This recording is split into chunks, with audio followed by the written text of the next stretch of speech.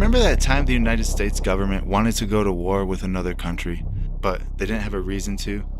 So they created one? Operation Northwoods. Quote, we could blow up a US ship in Guantanamo Bay and blame Cuba.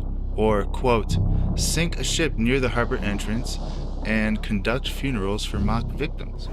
But that's the thing you didn't know, the thing you'd never think to check. Those people were already dead before the bomb went off. That's what I'm saying.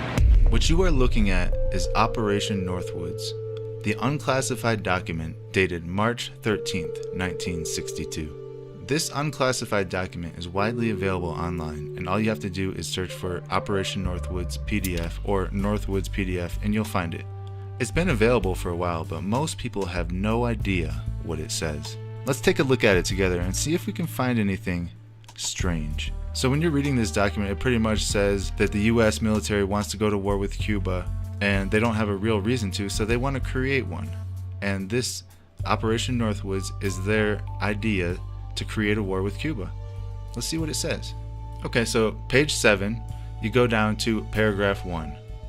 Quote, since it would seem desirable to use legitimate provocation as the basis for US military intervention in Cuba, a cover and deception plan to include requisite preliminary actions such as been deployed in response to Task 33C could be executed as an initial effort to provoke Cuban reactions. Harassment plus deceptive actions to convince the Cubans of imminent invasion would be emphasized. Our military posture throughout the execution of the plan would allow a rapid change from exercise to intervention if Cuban response justifies. Paragraph 2. A series of well-coordinated incidents will be planned to take place in and around Guantanamo to give genuine appearance of being done by hostile Cuban forces. Incidents to establish a credible attack, not in chronological orders. So basically they're saying here what they're going to do to start an attack. Number 1, they're going to start rumors using clandestine radios. They're going to land friendly Cubans in uniforms over the fence to stage an attack on the base. They're going to capture Cuban territory. They're going to start riots near the main base. They're going to blow up stuff in the base and have fires and all that. And then it gets interesting. It says on number 10, sabotage a ship in the harbor, large fires, and then you go down to number 11, it says sink ship near harbor entrance, conduct funerals for mock victims, and then it says maybe in lieu of 10. So they're saying here they want to sink a ship near the harbor and conduct funerals for mock victims? That seems kind of strange. Let's continue reading. B. United States would respond by executing offensive operations to secure water and power supplies, destroying artillery and mortar emplacements which threaten their base. C. Commence large-scale United States military operations. And then paragraph 3, quote, a Remember the Marine incident could be arranged in several forms. A. We could blow up a U.S. ship in Guantanamo Bay and blame Cuba.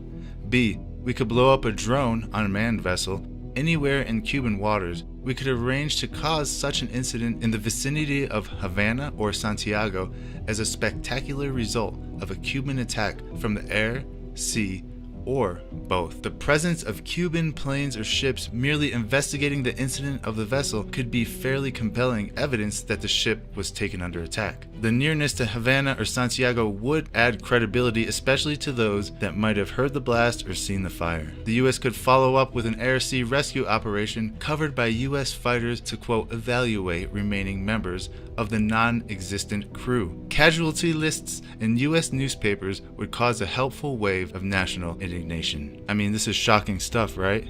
Let's move on. Number 4. We could develop a communist Cuban terror campaign in the Miami area, in other Florida cities, and even in Washington. The terror campaign could be pointed at Cuban refugees seeking haven in the United States. We could sink a boatload of Cubans en route to Florida, real or simulated. We could foster attempts on lives of Cuban refugees in the United States, even to the extent of wounding in instances to be widely publicized. Exploding a few plastic bombs in carefully chosen spots the arrest of Cuban agents and the release of prepared documents substantiating Cuban involvement would also be helpful in projecting the idea of an irresponsible government. And then it goes into some very interesting details. Number 6, use of MiG-type aircraft by U.S. pilots could provide additional provocation. Let that sink in for a minute. The United States military wanted to put U.S. military personnel in foreign planes and use those people to start a war, pretending like they're somebody else. This is unbelievable. Let's continue reading.